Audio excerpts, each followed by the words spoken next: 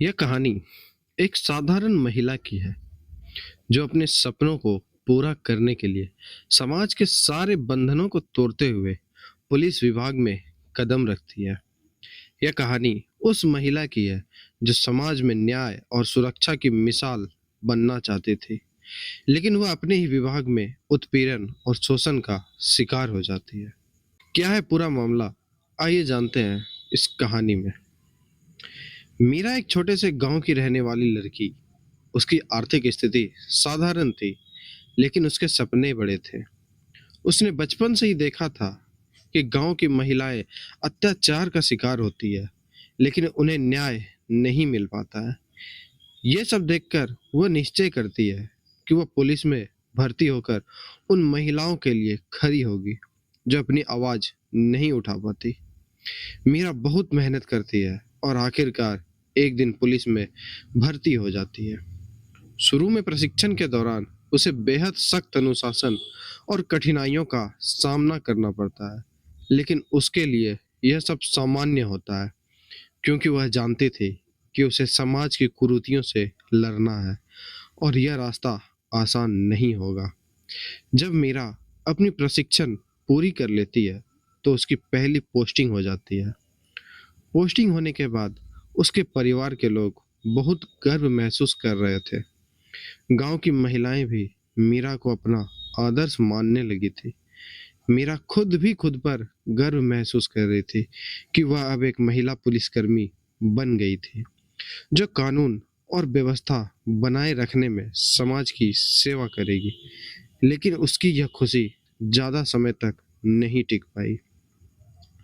शुरू में सब कुछ ठीक ठाक चल रहा था, लेकिन जल्द ही मीरा को यह एहसास होने लगा था कि विभाग के कुछ वरिष्ठ अधिकारी उससे अजीब तरीके से पेश आ रहे हैं। वे उसे छोटे छोटे कामों के बहाने अपने पास बुलाते और फिर व्यक्तिगत टिप्पणियां करते और गंदी नजरों से घूरते। वह इसे नजरअंदाज करने की कोशिश करती, लेकिन बात यही नहीं रुकी। एक दिन उसके वरिष्ठ अधिकारी, जिसका नाम होता है इंस्पेक्टर महेश, उसने मीरा को अपने केबिन में बुलाया और कहा कि वह उसके करियर को बनाने या बिगाड़ने की शक्ति रखता है। मीरा को यह सुनकर झटका लग जाता है। महेश मीरा के प्रति स्पष्ट रूप से अश्लील टिप्पणी करते हुए कहता है कि अगर वह उसके साथ सहयोग करेगी तो उसे अच्छे काम के मौके मिलेंगे और उसकी तरक्की भी जल्द होगी। मीरा भी साफ शब्दों में इसका विरोध करती है और कहती है कि वह केवल अपने कामों के आधार पर ही तरक्की चाहती है, किसी और चीज के आधार पर नहीं। इस पर महेश उसे धमकाना शुरू कर देता है। उसके बाद से मीरा को प्रताड़ित किया जाने लगता है।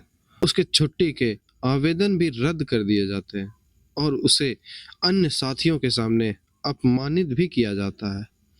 कई महीने तक मीरा इस शोषण को सहती रहती है, क्योंकि वह नहीं चाहते थे कि उसकी नौकरी खतरे में पड़े।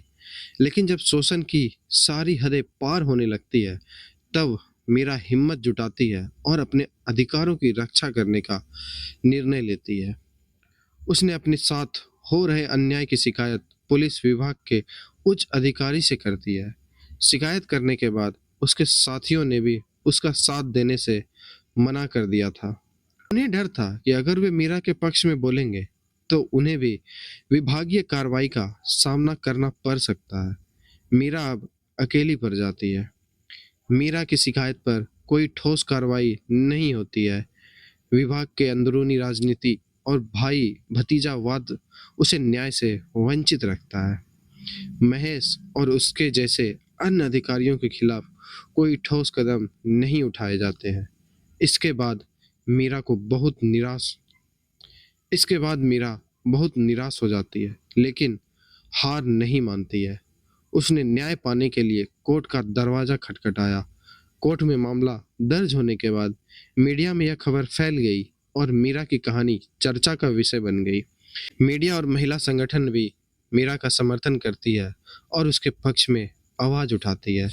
धीरे धीरे उसकी कहानी एक आंदोलन का रूप ले लेती है।